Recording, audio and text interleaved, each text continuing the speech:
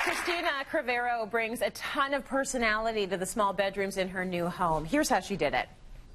One of the biggest challenges in our townhome was the bedroom sizes. Not knowing if all of our furniture was going to fit was extremely difficult. But what we did to really make this place feel airy, cozy, yet very bright was by using white linens and neutral colors in the master bedroom. I then decided to put 2 mirrors on either end of the night tables to really help expand the space when you walked in, making the room feel a lot bigger than it actually is. If you have a small bedroom, a great tip is to mount the TV in the corner of the room. This will give you more wall space to hang beautiful pieces of art. The second bedroom acts as a den and a spare bedroom. The great thing is that I have a queen-size bed in that bedroom as well. The only difference is that it's in a pull-out sofa, which allows us to have a really large desk in there. In order for us to brighten up the space and make it really fun, we use comic book covers in bright, bold colors and then added pops of yellow onto the sofa to really help make it inviting. Good, and for good reason. Christina is a stylist and home stager, and she's here now with some tips that will help your home sell faster. She's also my earring twin, yes. So we get along great. Now, when it comes to having a house on the market, we know people are crazy for real estate right across the continent. You're gonna want to do it right because you want the most bang for your buck. Exactly. If you're not staging, you're going to be behind, and there's a lot of reasons for that. And a lot of things that people might not be doing right. Exactly. I think a lot of people feel that, you know, yes, you can stage it yourself if you are creative enough and you have that eye for detail and everything. But some people just don't, and they think that they're doing the proper job or the right job, and they may be making a few little errors and mistakes. So today we're going to show you how we can fix those mistakes and get your house on the market and sell quicker. Here's tip number one. Tip number one. Not knowing your target market is going to be a problem. Yes. And we're going to display this right now. So take a look at the before shot. And this picture, any of us can relate to this, but take a look at the after, and then we'll discuss why this works. Look at how clean that is. You don't want to buy your parents' house. And we were discussing this earlier too.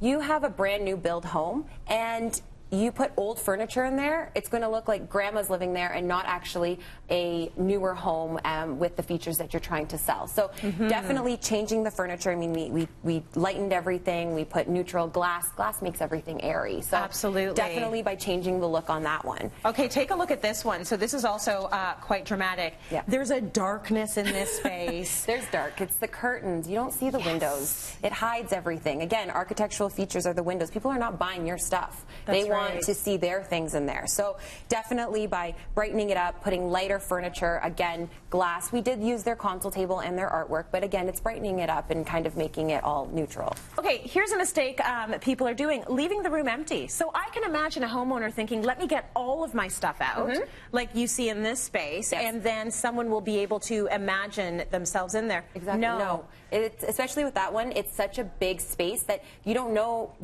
Buyers don't know where to place their furniture, so by making sure that you stage it, and you know, we'll get to painting maybe later on, but definitely staging it to where the furniture should go will help. Because you're basically giving the cues as to this is what your life could be, and this is what your life will be. It's aspirational. Exactly. I just want to take a look one more time at the after of that shot, because you've done the furniture placement beautifully and you have lightened up the space. So now I can imagine, ooh, when I live here, this is going to be my living room. It's going to be awesome. And that's where all the conversation's going to happen and the parties are going to be thrown. That's right. Even if you're never throwing a party ever. In your head, when you see that space, we're going to entertain every weekend. Exactly, right? Exactly. Okay, so here's another mistake. Using the room as storage, playroom, or a closet. So this is really nicely done. Why is this a bad idea? Because this is their living room. This is the first room that you're going to see when you walk into it. So not presenting it of the room that it should be will kind of make the buyer forget what that space is for. Exactly. We all want a woman cave. Come on, right, ladies? We want a woman cave. But showing a bedroom as a closet or as storage isn't presenting all your bedrooms. So the buyer is going to leave there thinking, yes, I had a great closet, but what else did they have? How many bedrooms did they have? They won't remember that. And then, you know, they also raise red flags. Do they not have enough storage? Right, because why have they converted this room into a closet? Exactly. And also, you know, we don't have kids. I don't need a playroom. Exactly. So this house isn't for us. Right. Perfect. That's a problem. So make sure that the room is being used as the room should be used. Okay, how about furniture or artwork that is too small or too big? So this is a case of too small, teeny tiny flanking. You can see it flanking the television, even too high above the sofa. You can see the sofas are too big for the space. And in the after, you're going to even notice that there was a fireplace that you probably didn't notice that was there in the before. So by putting, you know, a big piece of art, nothing around the TV, because you don't need that. You don't need to over clutter things. You need to leave it clean, airy. You want to modernize, make it more contemporary, so that when that buyer goes in there, they can see where, you know, their TV is going to go and where their sofa is going to go. And yes, they could still put a little chair like we did. Totally. Also in the before shot, they were watching the wrong channel, so don't buy that house, that's for sure. Okay, let's look at this one. It's all about painting or updating the cabinet colors. And here it looks fine, but why not take it to the next level? As you see in this, they haven't changed anything but the paint.